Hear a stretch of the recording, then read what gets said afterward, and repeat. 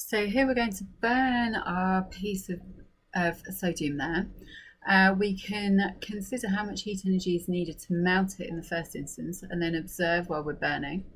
And then with the products of the combustion, so with our sodium oxide that will form, we'll dissolve that in water and see what colour it changes the indicator.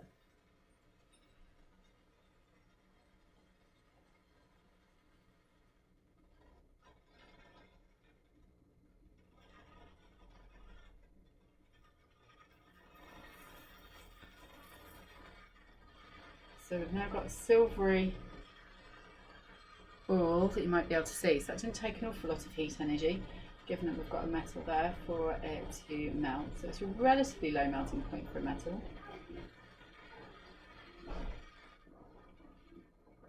I'll keep heating there.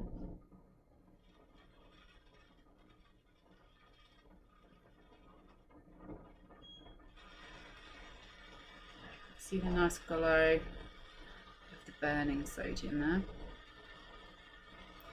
Alright, so I'm going to pop that into the gas jar.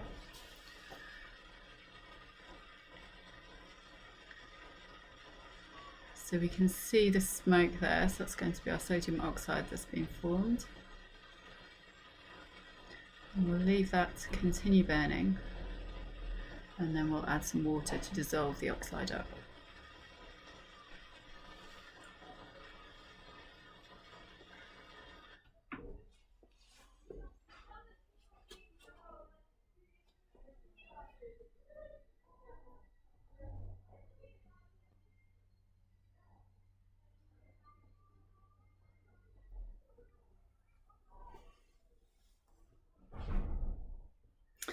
So I think we can easily decide what colour our oxide is going to be then.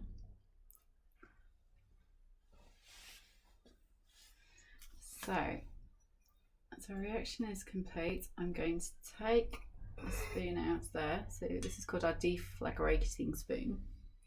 Actually, we've got some really nice patterns formed there. Can you see the crystalline structure that we've got left? Let me move that a bit further away so it is in focus there. We'll pop that down into the sink for now. And we're then going to add some distilled water to dissolve our peroxide. Okay, so squirted some of that in the bottom. Give it a good old shake to dissolve some of the oxide into it. And then I'm going to add some universal indicator.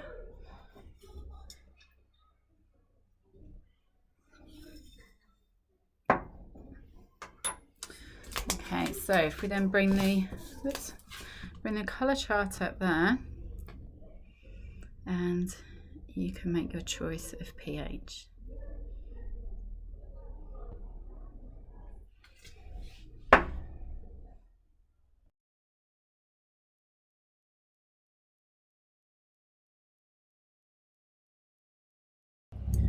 So we have a piece of magnesium here. So that's a shiny piece of metal there. So nice and solid. To cut that, it's quite difficult. We would need something sharp. A pair of scissors will cut through a thin piece like that. And then we can have a look at burning our magnesium as well. So it burns with this bright white light. And then I'm going to hold it in the gas jar, and then we'll dissolve up the oxide formed in the water at the bottom. And then we can test its pH as well.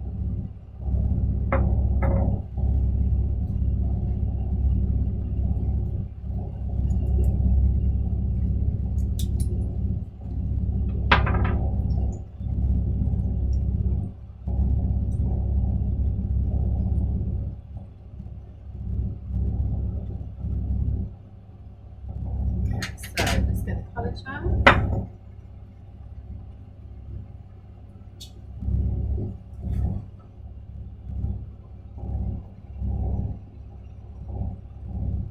So it's quite hard to tell the colour here. I think we're looking at about pH 9 or 10. This definitely on the bluer end of the scale there.